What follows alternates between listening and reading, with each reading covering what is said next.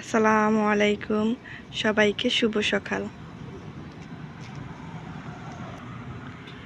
বিদায় বেলা চলে আসছে, আমরা সৌদি আরব থেকে চলে যাব, কিন্তু দেখো আমাদের বাগানের ফুলগুলা বিদায় মুহূর্ত আমাদেরকে আনন্দ দেওয়ার জন্য কত সুন্দর সুন্দর ফুল আসছিল।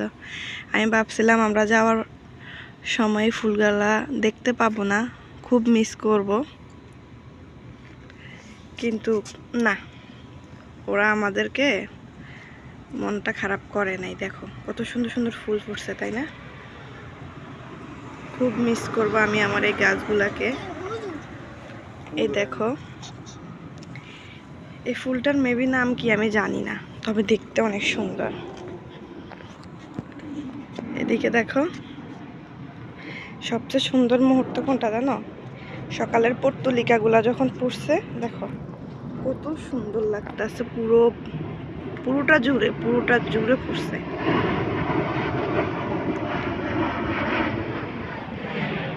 আমার বাগানে কি কি গাছ আছে দেখো তোমরা, অনেক আইটেমের গাছ আছে।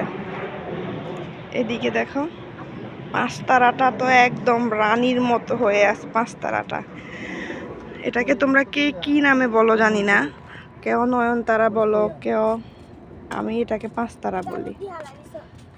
আমি খুব মিস করব আমার এই ফুলগুলাকে, গাছগুলাকে। ওরা দৈনিক আমাকে সুন্দর সুন্দর ফুল উপহার দেয়, দেখছো? এটার বোটটা কত ভালো হয়েছে। এদিকে আর কি কি আছে? টমেটো গাছ আছে, এই যে আরেকটা টমেটো গাছ, আর এগুলো পর্তুলিকা, এগুলো এখনো ফুল আসে নাই, কলি আসছে।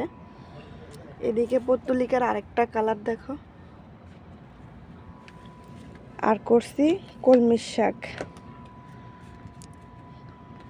দেখছো?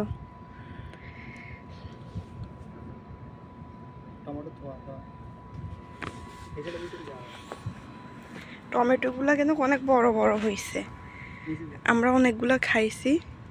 এই যে এখন আর গাছ এগুলো আছে, যাওয়ার আগে আগে যদি এগুলো পাকে তো এগুলো খাবো ইনশাল্লাহ।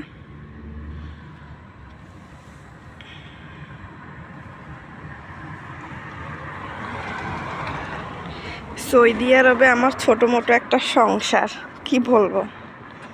এই আমরা যে বাসায় থাকি, এ হচ্ছে বাসা, এ হচ্ছে আশেপাশ, একদম মেন রোডের সাথে। সকালবেলায়, এখন সকাল হয়েছে না, প্রত্যেকদিন সকালবেলা রোদ পোহানো, গাছেদের সাথে কথা বলা, এগুলা দেখভাল করা, খুব মিস করব। যাই হোক, তোমাদের সাথে শেয়ার করলাম। জানো, এখানে না আমরা খেজুর খাওয়ার পরে একটা বিচি পালাইছিলাম, ভাবি নাই ওই গাছটাও যে হবে, মাশাল্লাহ। তারপর আবার তেঁতি খাইছিলাম, আমি তেঁতির বিচি পালাইছি, ওই গাছটাও হয়েছে। এই টমেটোর গাছগুলো কিন্তু আমরা বাজার থেকে কিনে আনি নাই, আমি যে বাসায় টমেটো ফালাইছিলাম। এই যে তেঁতি গাছটাও কত সুন্দর হয়েছে না, ভালো গ্রোথ করছে। টমেটো গাছটা তো বাতাসে দুলতে দুলতে একদম পড়েই যাচ্ছে।